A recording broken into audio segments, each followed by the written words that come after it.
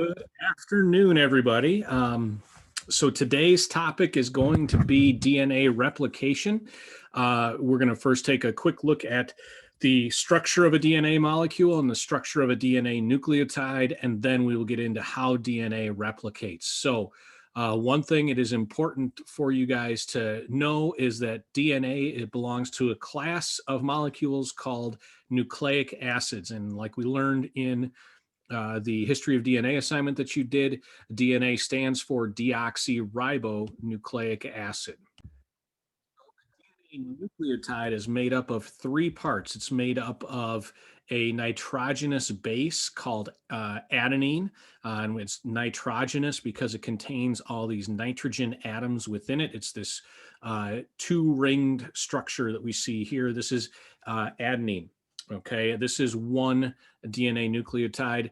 This nitrogenous base, there are four of them. We could have adenine, we could have thymine, which only has one ring to it. We could have guanine, or we could have cytosine.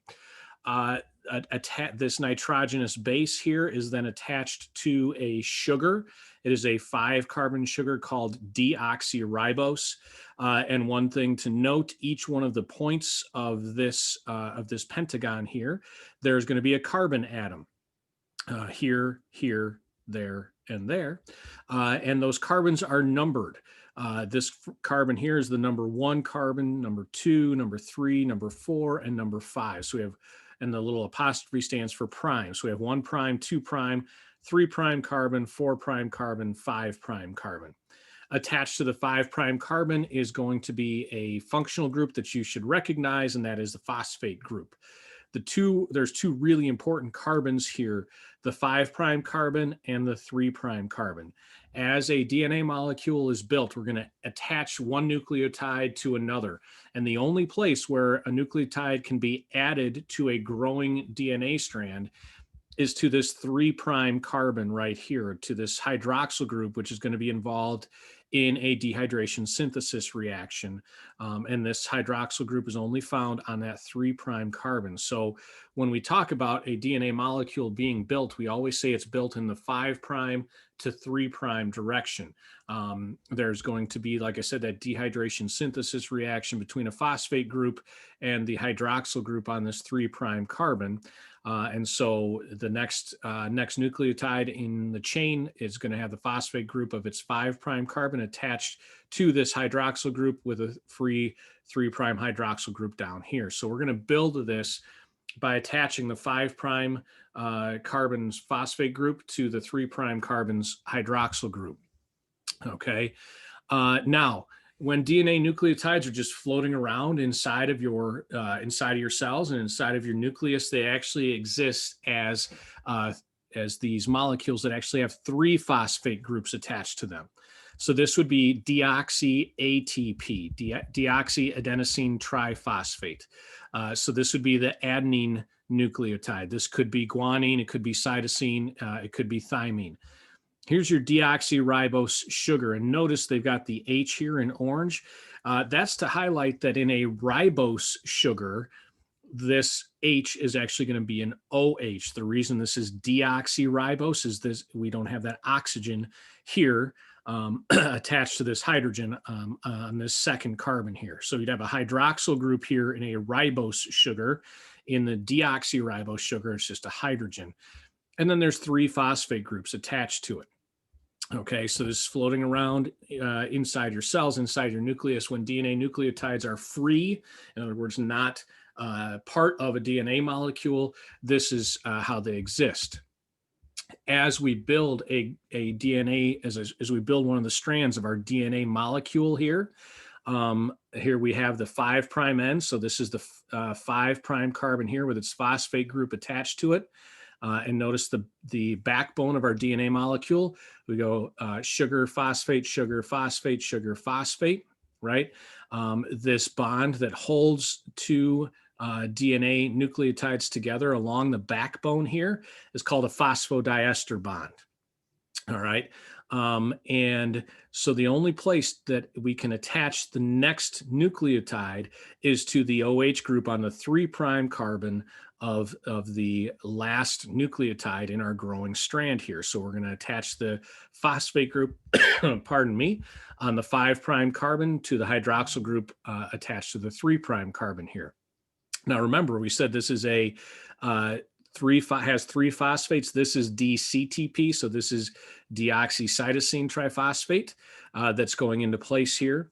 And we got to remember that since we have this dehydration synthesis reaction that's going to take place, that is an endergonic reaction. It requires energy, right? Where does that energy come from? We have to couple this endergonic reaction to an exergonic reaction that releases at least as much energy as this endergonic reaction requires.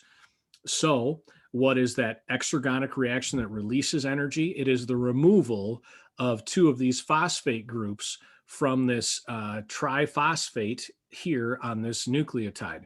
When those two phosphates are removed, they form this pyrophosphate ion that eventually is hydrolyzed into individual phosphate ions. But the removal of those two phosphate groups there releases a lot of energy that is then used in the endergonic dehydration synthesis reaction that attaches this phosphate group to this hydroxyl group here.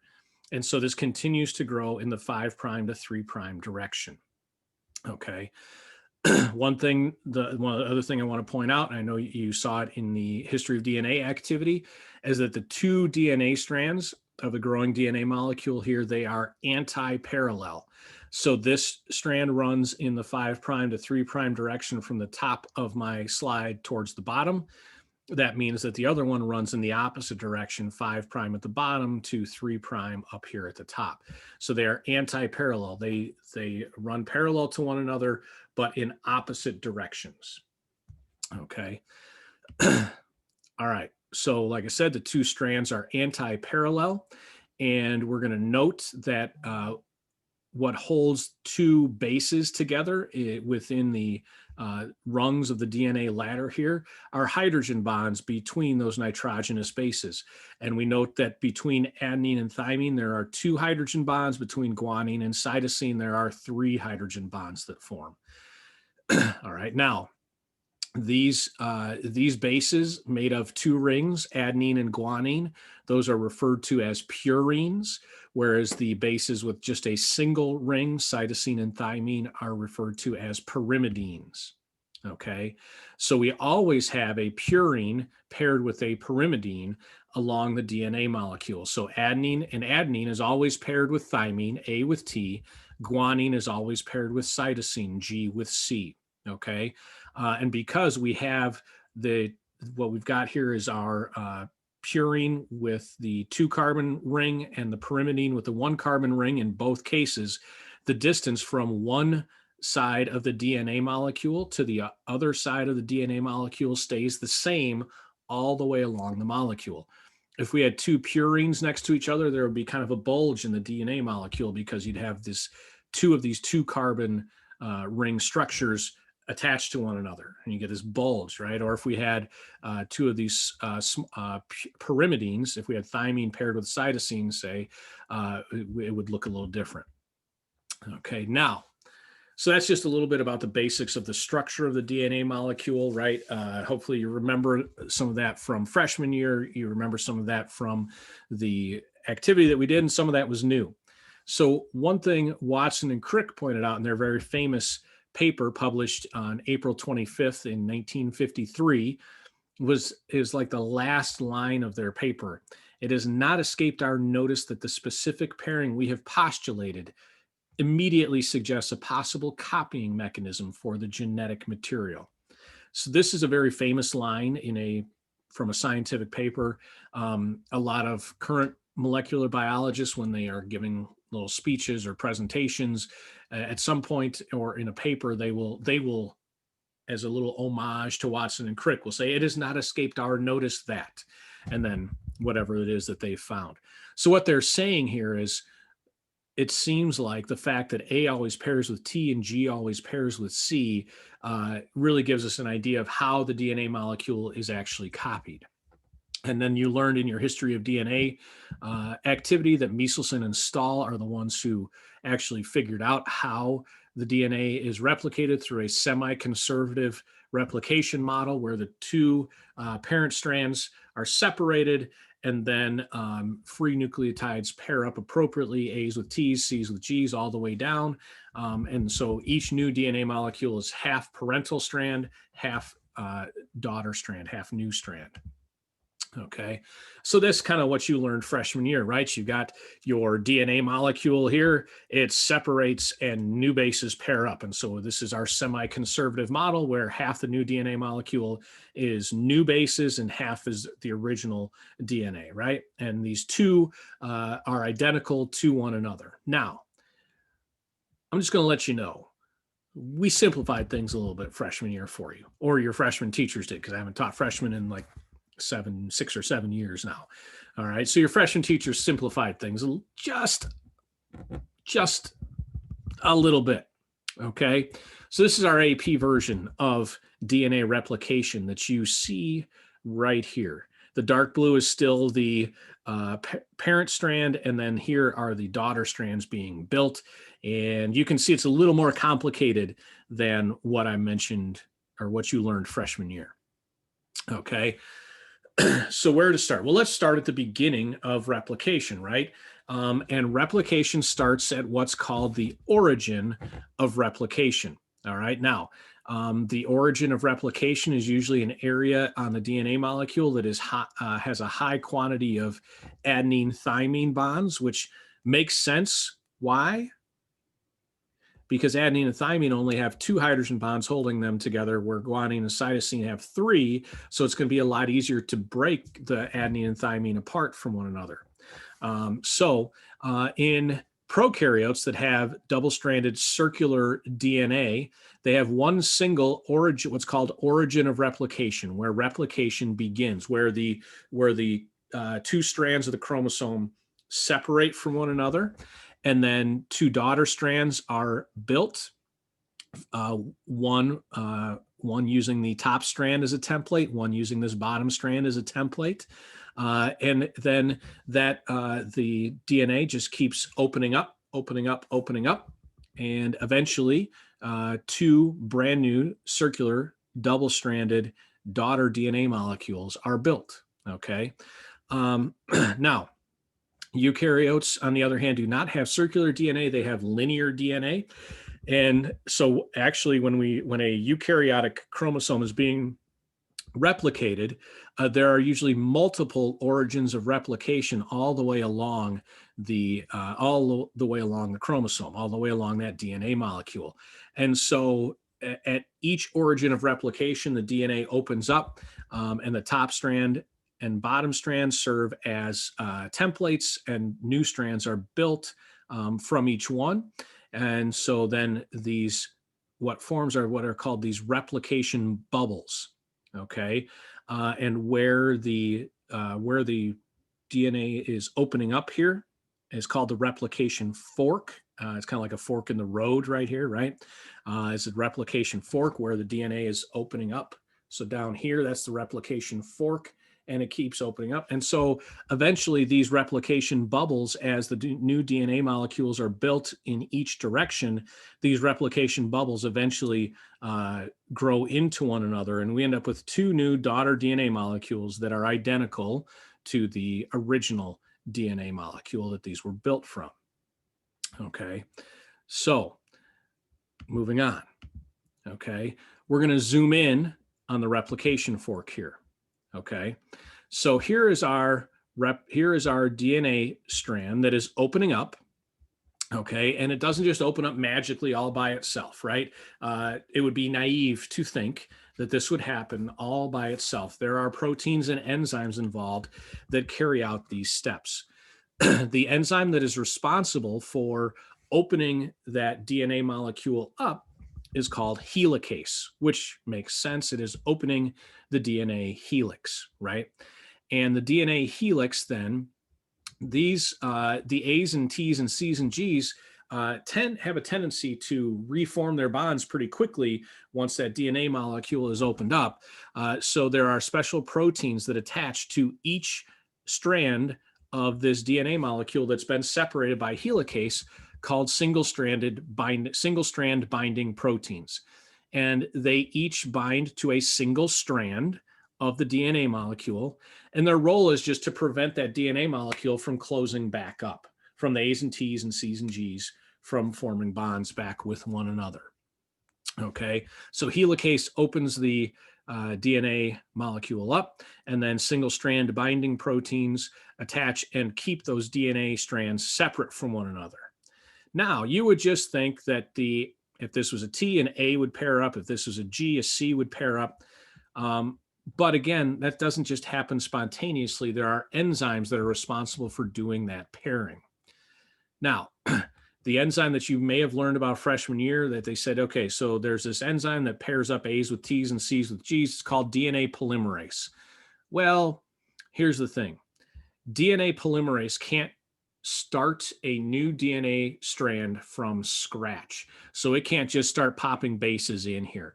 It has to have another DNA molecule to start adding nucleotides to.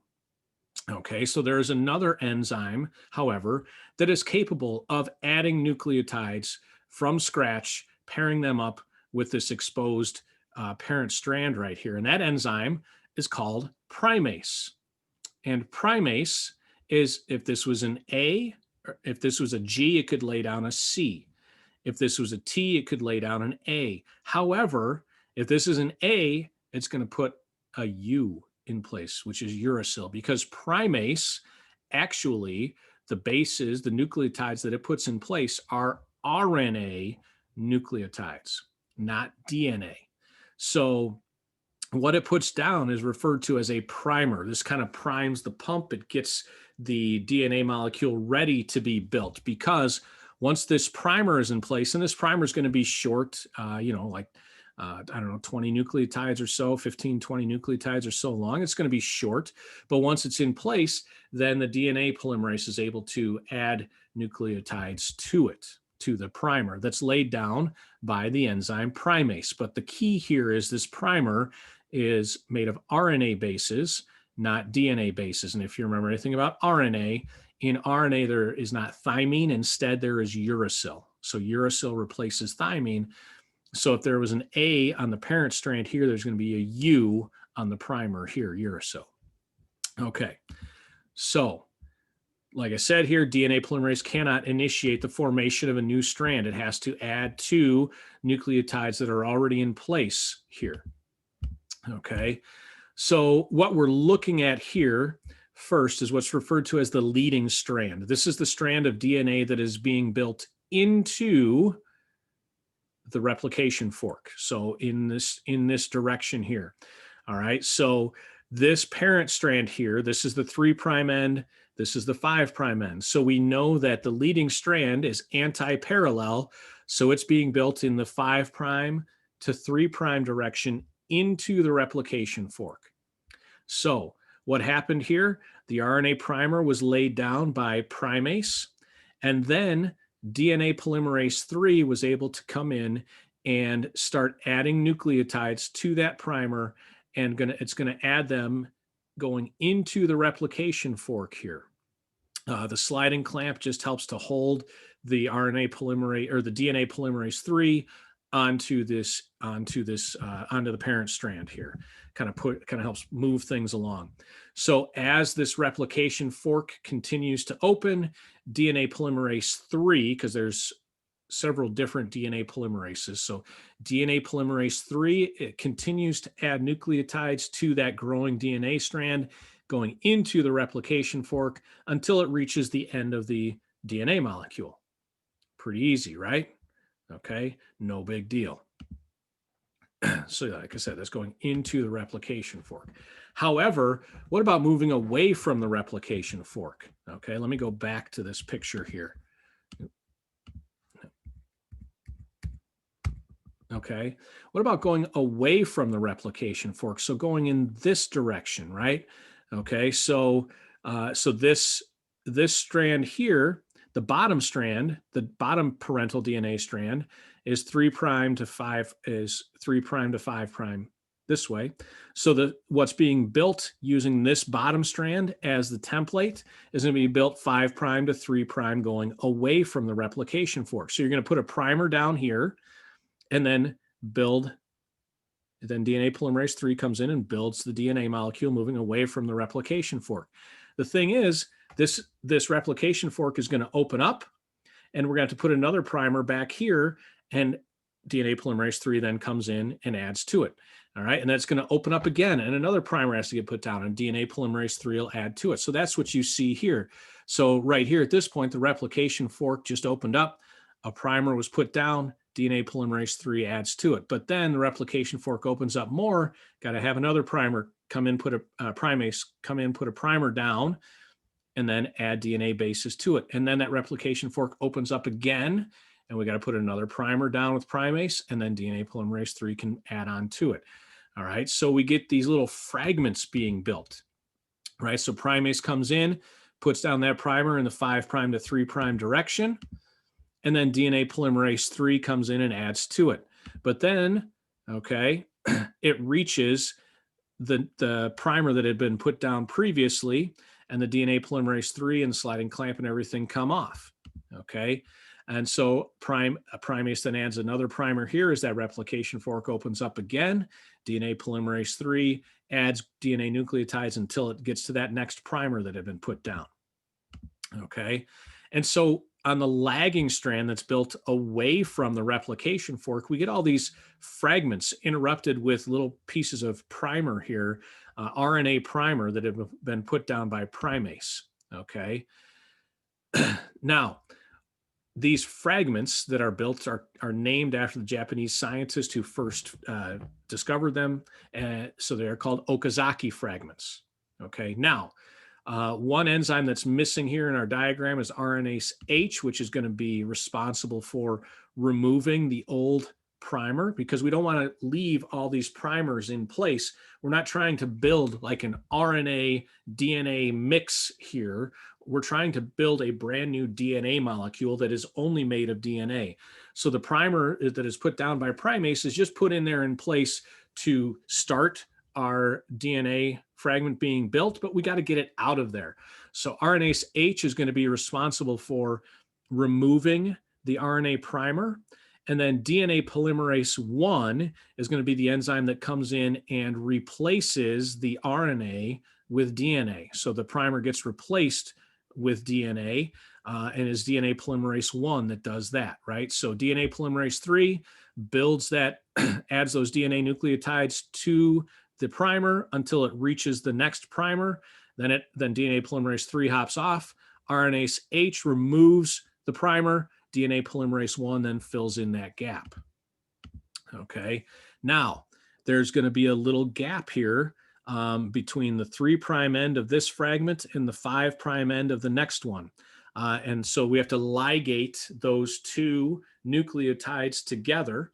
DNA polymerase 1 can only add to the 3' end of a molecule, so it cannot connect the 3' end of this one to the 5' end of the next one, right? So DNA ligase is the enzyme that comes in and fixes that little gap that connects those two nucleotides, but from those two fragments together, okay? So here we see this kind of puts it all together, right? We have the leading strand being built into the replication fork and the lagging strand being built away from it. And we know that primase puts down primers, then DNA polymerase 3 adds nucleotides onto those primers until it reaches the next primer that had been put in place already, which is removed by RNase H1. DNA polymerase 1 then fills in the gap, and DNA ligase joins those last nucleotides together. Okay, so I'm going to put this link for this animation into Schoology so that you guys can now go ahead and watch the DNA replication take place. Instead of just listening to me talk about it, you'll actually be able to see everything, all the moving parts moving along, and see how this replication works. So I hope that was helpful for you. I'm going to put this into Edpuzzle, so you guys are going to be able to ask me any questions that you have that way here at the end of the Edpuzzle. So have a great evening, everybody. I will see you in class next time.